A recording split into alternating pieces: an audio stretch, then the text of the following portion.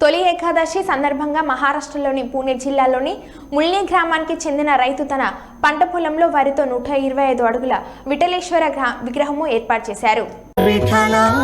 Vitthala Panduranga Vitthala Panduranga Vitthala Pandharinath Vitthala Panduranga Vitthala Pandharinath Vitthala Vitthala Vitthala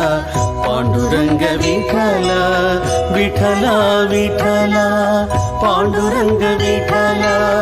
Panduranga Vitthala Pandharinath Vitthala Vitthala Vitthala Panduranga Vitthala Panduranga Vitthala Pandharinath Vitthala